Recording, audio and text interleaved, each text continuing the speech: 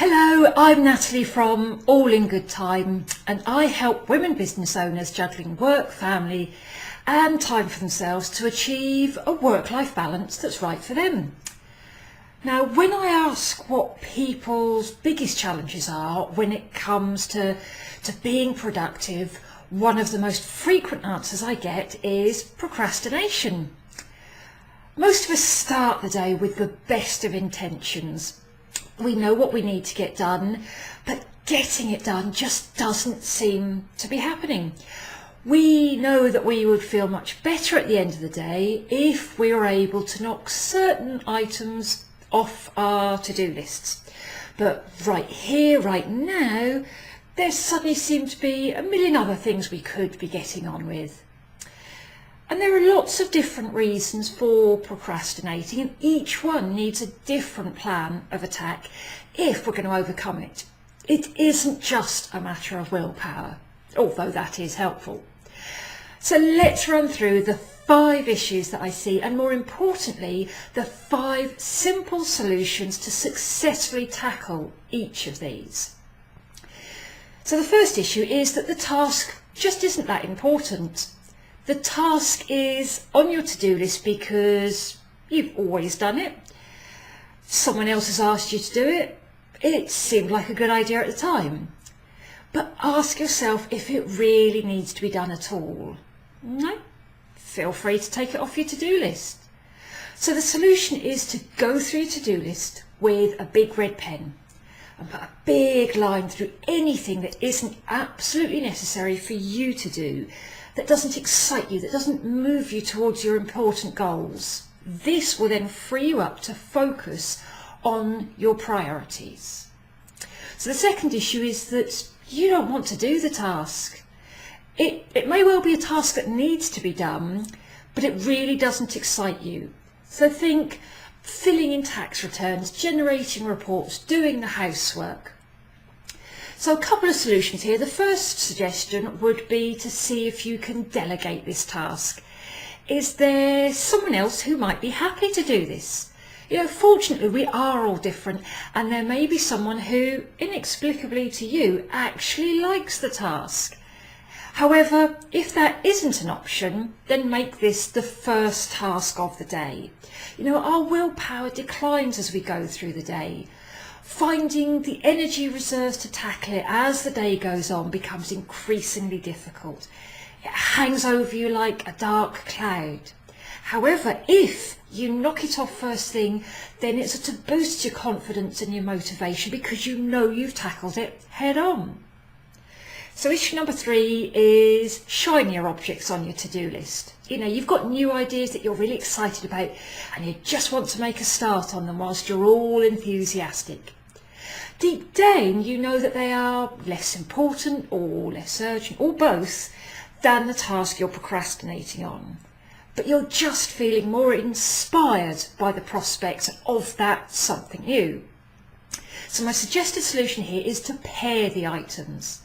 Set yourself a rule that you can only start working on the new shiny object once you've completed a certain amount of the item that you're avoiding. It might be that you have to spend a certain amount of time on it, or that you have to complete it to a specific milestone. Be clear on that trigger point though, otherwise you'll constantly be fighting the temptation to skip on. So number 4, the task just isn't urgent. It's easy to put off items if they aren't yet urgent. I'm sure that we've all had assignments where we've pulled it out the bag minutes before the deadline.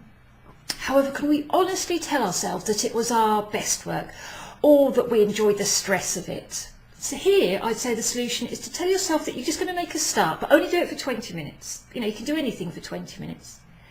If after 20 minutes you're still not feeling the love for the activity, at least you're 20 minutes further forward than you were. And chances are, though, that once you start, you will find your flow and the motivation to keep going for another 20 minutes, 40 minutes, 60 minutes. How good will you feel then? So, 5th issue is that the task is just too big and too overwhelming. It's not a task, it's a project. It's so big that you don't know where to start. You don't feel like starting because you know you won't finish, so what's the point in starting? You have put it off for a day when you have enough time. However, what day will you ever have enough time for a project the size of this one? So here the solution is to take that to-do, which is really a project, and break it down into bite-sized chunks. Keep breaking it down until each step has a clear outcome and a specific action that you can take to get you to the outcome. So for a new product launch, it might be spend 20 minutes brainstorming, book time with a colleague for feedback, arrange to speak to 3 ideal clients for their thoughts. So there are 5 reasons why you might be procrastinating. So number 1, the task isn't important, so ditch it, free up your time for things that are important. 2, you don't want to do the task, so find someone to delegate it to if at all possible. But if that's not an option, then make it your first task of the day so that it doesn't hang over you like a dark cloud, but instead raises your energy from the buzz of completing it. 3, shinier objects. You're more attracted to new, more exciting projects. Pair it up to the procrastination task so that you only get to the new thing when you've completed at least a certain amount of the task that you're procrastinating on. 4, the task isn't urgent, so set a timer and make a start. After 20 minutes, give yourself permission to move on if you haven't hit your flow. But chances are you will, and then you'll want to keep going. And 5, the task isn't actually a task, it's a project. It's too big and too overwhelming to tackle as a single task, so brainstorm how to break it down into manageable steps. What activities do you find yourself procrastinating over most often?